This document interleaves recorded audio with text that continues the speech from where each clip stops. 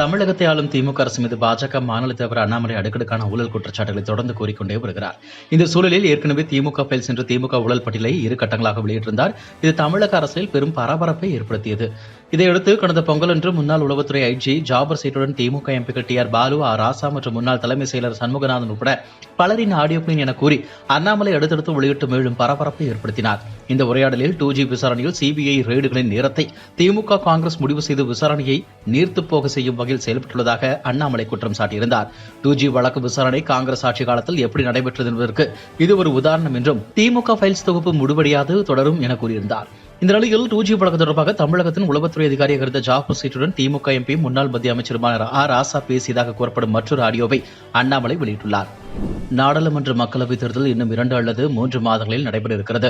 தேர்தல் தொடர்பான அறிவிப்பு மார்ச் முதல் வாரத்தில் வெளியாகும் என எதிர்பார்க்கப்படுகிறது. மொத்தம் 543 மக்களவைத் தொகுதிகளுக்கு 7 அல்லது 9 கட்டங்களாக வாக்குப்பதிவு நடைபெற இருப்பதாக கூறப்படுகிறது. இதனிடையே அனைத்து அரசியல் கட்சிகளும் தேர்தலுக்கான பணிகளில் ஈடுபட்டு வருகின்றன. குறிப்பாக தொகுதி பங்கீடு, தேர்தல் அறிக்கை தயாரிப்பது உள்ளிட்ட பணிகளுக்காக குழுக்களை அமைத்துவிட்டன. தமிழகத்தை ஆளும் திமுக அனைத்து கட்சிகளுக்கு முன்னதாகவே குழுக்களை அமைத்து தேர்தலுக்கான பணிகளை முடுக்கிவிட்டுள்ளது. மத்தியில் ஆளும் பாஜகவை தோற்கடிக்க வேண்டும் என்று உறுதியில் முதலமைச்சர் ஸ்டாலின் இருந்து வருகிறார். இதனால் தேர்தலுக்கான பணிகளில் தீவிரம் காட்டி வருகிறார். இந்த நிலையில் நாடாளுமன்ற தேர்தலுக்கான முதற்கட்ட வேட்பாளர் பட்டியலை நாம் தமிழர் கட்சி வெளியிட்டுள்ளது. நெல்லை தொகுதியில் மகளிர் பாசறை ஒருங்கிணைப்பாளர் ப சத்யாவும், தென்காசி தொகுதியில் மயிலை ராஜனும் வேட்பாளர்களாக அறிவிக்கப்பட்டுள்ளனர். பாஜக எம்எல்ஏ வானதி சீனிவாசன் வெளியிட்டுள்ள அறிக்கையில், கேலோ இந்தியா போட்டிகள் நடப்பதையொட்டி கோவை மாநகரின் பல இடங்களில் தமிழ்நாடு அரசு சார்பில் விளம்பர பதாகைகள் வைக்கப்பட்டுள்ளன. அதில் மறைந்த முன்னாள் முதலமைச்சர் கருணாநிதி, முதலமைச்சர் மு க ஸ்டாலின், விளையாட்டுத்துறை அமைச்சர் உதயநிதி ஸ்டாலின், அதாவது தந்தை, மகன், பேரன் ஆகியோரின் படங்கள் மட்டுமே இடம்பெற்றுள்ளன.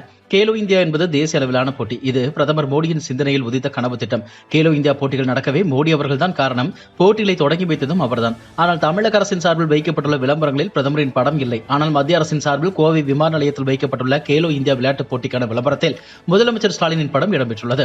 அரசியல் ரீதியாக திமுகவுடன் வேறுபாடுகள் இருந்தாலும் மாநில முதலமைச்சருக்கான மரியாதையை பாஜக அரசு எப்போதும் கொடுத்து வருகிறது.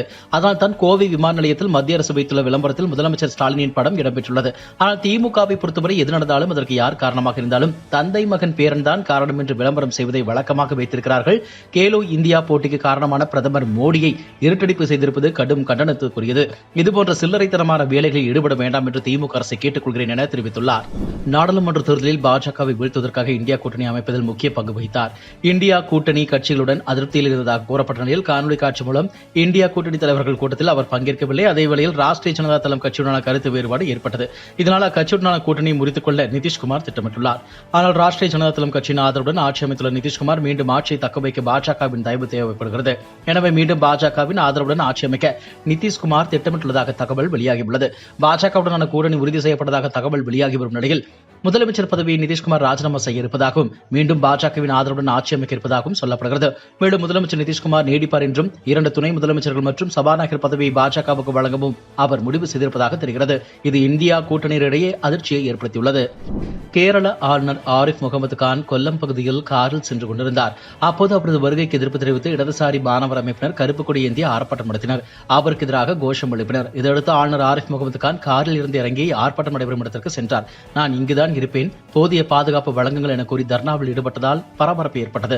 இந்நிலையில் கேரள ஆளுநர் ஆரிஃப் முகமது கான் செய்தியாளர்களை சந்தித்தார். அப்போது அவர் கூறியதாவது, ஆர்ப்பாட்டத்தில் முதலில் 12 பேர் இருப்பதாக போலீசார் தெரிவித்தனர். அதன்பின் அவர்கள் 17 பேர் என FIR-இல் எழுதப்பட்டுள்ளது. 100க்கும் மேற்பட்ட போலீசார் அங்கு இருந்தனர். அந்த வழியாக முதலமைச்சர் சென்றால் அங்கு 100க்கும் மேற்பட்ட போலீசார் முன்னிலையில் 22 பேர் கருப்பு கொடியுடன் கூடிவிடுவார்களா? அவர்களை கடமையை செய்யப்படாமல் தடுப்பது யார்? இது அரசியல் காரணங்களுக்காக மட்டுமே. இதன் பின்னணியில் உள்ள அரசியல் தலைவர் யார்? அது முதலமைச்சர். இதனால் எல்லாம் நான் துவண்டு போகக்கூடிய நல்ல என காட்டமாக தெரிவித்தார். கிருஷ்ணகிரி புறநகர பேருந்து பணிமனையில் அண்ணா தொழிற்சங்க அலுவலக திறப்பு விழா நடைபெற்றது. இந்த நிகழ்ச்சியில் அதிமுக துணை பொதுச் செயலாளர் KP முனுசாமி கலந்து கொண்டு அலுவலகத்தை திறந்து வைத்தார். பின்னர் செய்தியாளருக்கு பேட்டியளித்த அவர், அதிமுக தலைமையிலான கூட்டணி அமைத்து கூட்டணி கட்சியுடன் தொகுதி பங்கீடு முடிந்த பின் அதிமுக எத்தனை தொகுதிகளில் போட்டியிடும் என்ற தகவலை வழங்குவோம். பாஜக தமிழகத்தில் 39 இடங்களில் வெற்றி பெறும் என அண்ணாமலை தெரிவித்த நிலையில் மக்கள் யார் பக்கம் இருக்கிறார்கள் என்பது தேர்தல் முடிந்த பின் மக்கள் வெளிப்படுத்துவார்கள். ஒரு தேசிய கட்சியின் தலைவராக இருப்பவர் வரலாற்றை பிழையோடு கூறக்கூடாது. ஜெயலலிதா தான் பாஜகவை தென் மாநிலத்துக்கு அழைத்து வந்து கூட்டணி வைத்தார். அவர் மீது நான் வன்மமாக இருக்கிறேன் என தெரிவிக்கிறார். ஆனால் அண்ணாமலை தன்னை முன்னிலைப்படுத்தி பாஜகவை பின்னிலைப்படுத்தி பேசி வருகிறார். அண்ணாமலைக்கு அரசியல் வரலாறு தெரியாமல் தலை சிறந்த தலைவர் நரேந்திர மோடி என கூறி அவரது நற்பெயரை சம்பாதிக்க முயற்சி செய்கிறார். வாஜ்பாய் அவர்கள் தலைமையில் பாஜக இருக்கும்போது மோடி ஒரு தொண்டராகவோ அல்லது ஒரு மாநில தலைவராகவோ இருந்திருப்பார். வாஜ்பாய் அவர்களை வாழ்த்தி தற்போது மோடி இந்த இடத்திற்கு வந்திருக்க முடியும். ஆனால் அண்ணாமலை வாஜ்பாய் பற்றி பேசுவதில்லை. வாஜ்பாய் மறுக்கடிக்கப்படுகிறாரா அல்லது மறந்து விடுகிறார்களா? அண்ணாமலை அவர் கட்சியினுடைய தலைவர்களை களங்கப்படுத்திக் கொண்டிருக்கிறார். பிரதமர் இதை அறிந்து அவருடைய பேச்சை கட்டுப்படுத்த உத்தரவு தெரிவிக்க வேண்டும் என கேட்டுக்கொள்கிறேன் என கூறினார்.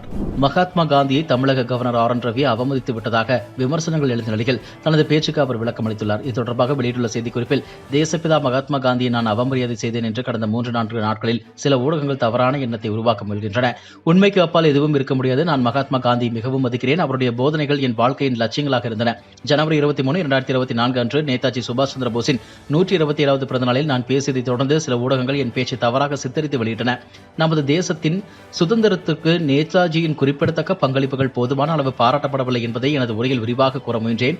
1947 ஆண்டு சுதந்திரத்தின் வேகத்தையும் செயல்முறைகளையும் துரிதப்படுத்தியது. பிப்ரவரி 1946 ராயல் இந்தியன் கடற்படை மற்றும் விமானப்படையின் கிளர்ச்சிகள் இரண்டும் நேதாஜியால் ஈர்க்கப்பட்டவை என்று நான் ஒரு கருத்தை முன்வைக்க முயற்சித்தேன். இந்த கிளர்ச்சிகள் காரணமாக பிரிட்டிஷார் பீதி அடைந்தனர். ஏனென்றால் அவர்கள் இந்தியாவில் தங்கள் சொந்த பாதுகாப்பு மற்றும் பாதுகாப்பிற்காக சீரடியில் உள்ள இந்தியர்களை இனி நம்ப முடியாது என நினைத்தனர். பிப்ரவரி 1946 கிளர்ச்சிகள் நடந்தன. அடுத்த மாதம் மார்ச் 1946 ஆங்கிலேயர்கள் இந்தியாவை விட்டு வெளியேறுவதாக பகிரங்கமாக அறிவித்து தங்கள் நேர்மையையும் வெளிப்படுத்தவும் உணர்வுகளை தணிக்கவும் அரசியலமைப்பு சபையை அமைத்தனர். மகாத்மா காந்தியை நான் அவமதிக்கவில்லை. காந்தியை நான் பெரிதும் மதிக்கிறேன். அவரது போதனைகள் என் வாழ்க்கைக்கு ஒளியாக இருந்து வருகிறது என்று அதில் தெரிவிக்கப்பட்டுள்ளது. இதுபோன்ற செய்திகளை மேலும் தெரிந்து கொள்ள எங்களது யூடியூப், ஃபேஸ்புக் மற்றும் ட்விட்டர் ஆப்களை சப்ஸ்கிரைப் செய்யவும்.